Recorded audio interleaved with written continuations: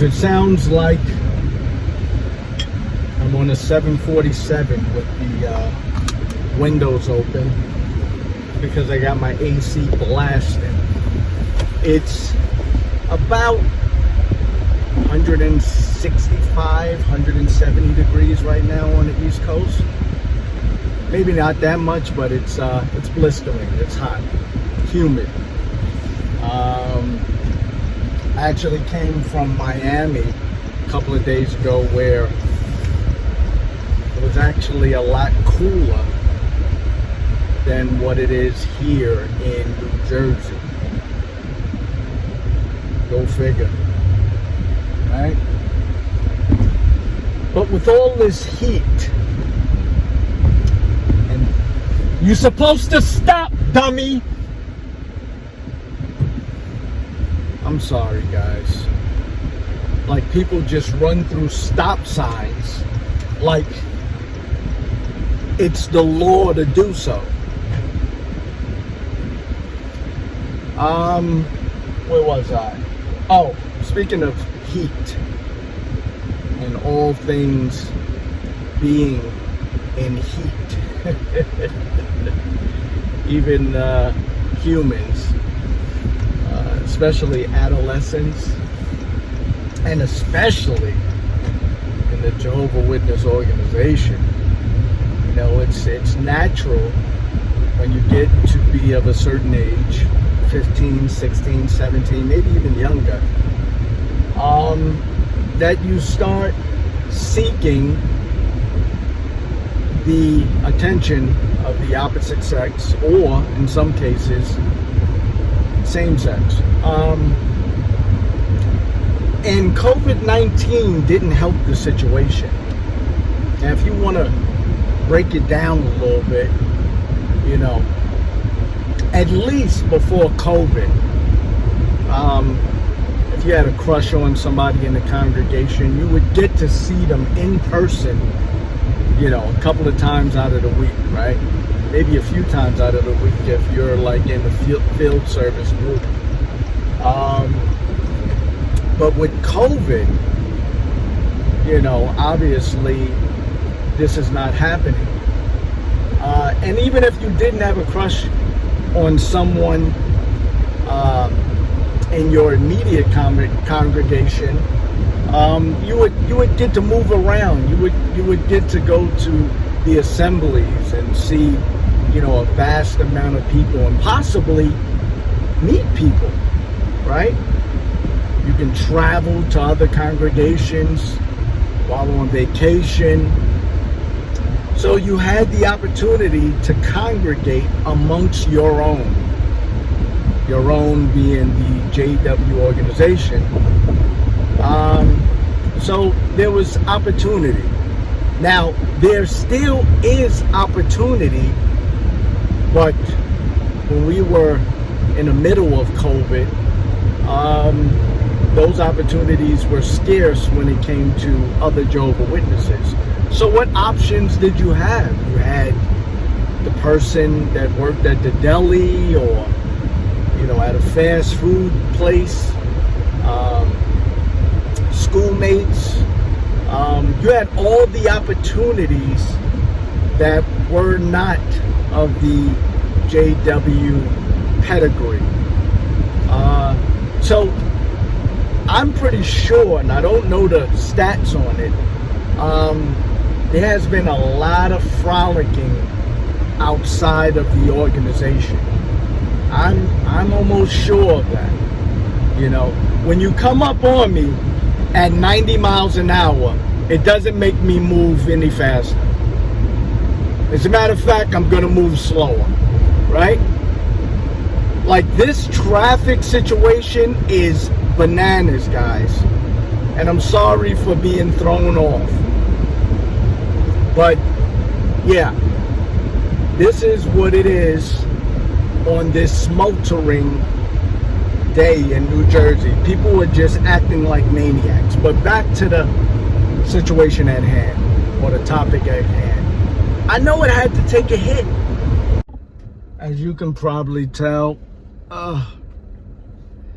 this has been edited and piece together, because I got too many interruptions from my last video that I was trying to record. People were calling me, people were cutting me off in traffic again. So decided to take a break, go to the gym. That's why I'm sweating. And the 190-degree weather, give or take a few degrees, isn't helping too much. But I got the AC about to go on blast, so if you hear that, then you know what it is. I think the last thing I wanted to say was, before I was rudely interrupted, was, you know, it's human instinct to want to connect with others, other humans, right? Especially when it's, you know, terms of endearment. And basically, to piece everything together, I was saying that COVID has definitely played a major part in the adolescents, the young people, the teenagers of the Jehovah's Witness organization. It has played a major part in holding them back from congregating amongst their own, and especially amongst, you know, people that they would like to form a relationship with. As I mentioned before, the opposite sex, or in some cases, the same sex. And I don't want to get into the politics of what I believe and, you know, what I stand by in terms of that. But, you know, there's no assemblies, there's no meetings, there's no going to other congregations.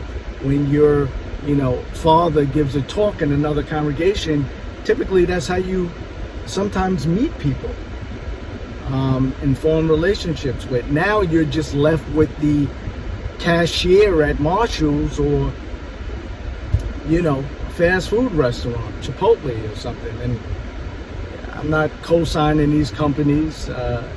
They're not sponsors or anything. I just threw it out there, you know. And as I mentioned, I think before, this is a good justification for these young people to say, hey, I mean, what do you want me to do? I had no, you know, other choices. This is all I had. A schoolmate, the girl, the guy that's, you know, working at Stop and Shop or Publix if you live down south.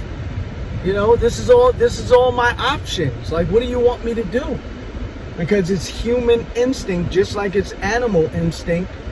If there's a carnivore and there's a herbivore in the same vicinity, I don't care if that carnivore grew up around, you know, humans and was pampered and babied and, you know, had no other interaction with any other carnivores.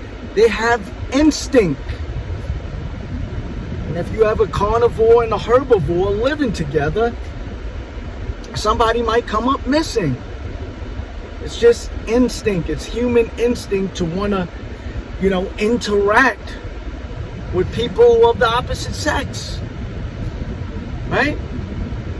And COVID has definitely played a part in stopping this natural process amongst the Jehovah's Witnesses. So they're gonna find another way. That's just how it is. They're gonna find another way. You like it or not, right? Think about when you were 16 or 15 or 17. What was going to stop you? If you liked the boy at the bowling alley or the girl, you know, anywhere. Especially when it comes to guys, right? Anywhere. Yeah. It's bound to happen regardless. And like I said before, I don't know the stats, but I know life. I'm not all about like, hey, but well, how do you know? Where are you getting your information? I don't have to get my information from anywhere. I get it from experience. I get it from once being a teenager and not being too far removed from that age. But yeah, that's where I get it from. Life. I know life, right? They're going to get it somehow, some way. You know, and this is a good excuse. So what do you want me to do, right? Everybody's making excuses regarding COVID. Some of them are truthful, and some of them are just kind of like, you know, exaggerated. You know, hey, I couldn't do this. Why? Because of COVID, right? Everything is blamed on COVID now. I couldn't make a left turn at this street. Why? Because, I mean, there's more cars on the street now because of COVID. I couldn't meet people in other congregations. Well, why? Because of, right? COVID. That's just the way it is. People are going to use that excuse for everything, probably for the next 5 years or more. Like, you remember COVID 10 years ago? Well, yeah, I'm still affected by it. Yeah. So, you know, and they're no exception. They're no exception. So, there might be a lot of unwanted pregnancies. And not saying that's a good thing. That's not a good thing. You know, but it's life. There may be a lot of people, if or when Kingdom Halls open back up, people are going to be kind of like stuck in a worldly mode. It's going to be hard to pull them back in because they got a taste of the real world. It's going to be a lot of hiccups, you know, and that's a good thing because they need to be shaken up, right? The cage needs to be rattled a little bit, or a lot, you know, and it's going to be really interesting to see how this comes together.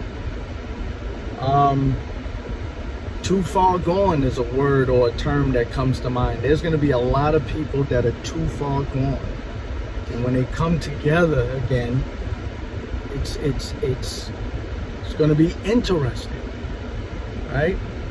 Because like I said, you know, you were checked, or they were checked every step of the way. They were kind of like secluded into the congregation so much because it was, what, 2 times a week or something like that? So if you step out of bounds, boom, you were kind of like knocked back into place. There were people that were doing street patrol, as they do, watching and looking to see what others are doing. So with less people being out in the street, I mean, now things are opening back up, people could kind of like move around inconspicuously. Can't believe I said that, like it just flowed, right? Normally I would have stumbled over that and had to say it again and again and again. Inconspicuously did it again. Wow. You know, but now it's gonna be interesting. That's all I'm gonna say, you know. But I'm ready for it. You know, I can't wait to what is going to go down and how things are going to be pieced together. I had my brother, a biological brother, blood brother, tell me, he's like, you know, people run, Jehovah's Witnesses run for the vaccine to save their life, but you know, can't take blood. And he said, I know what they would say. Hey, it's not in the Bible. It's not scriptural. It's not biblical.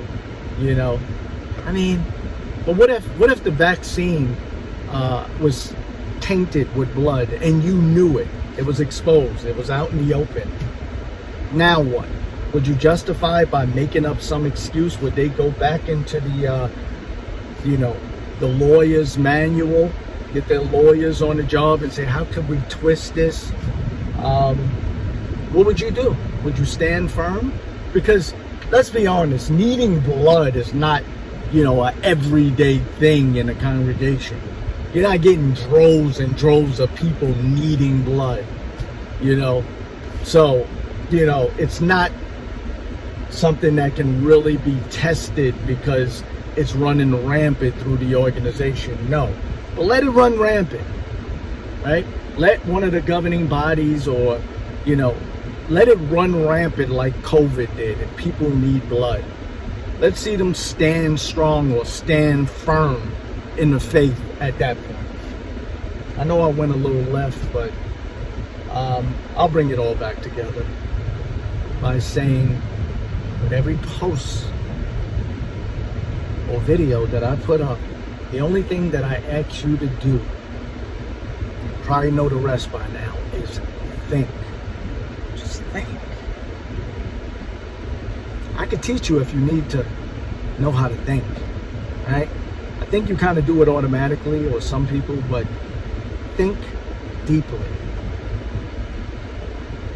Love.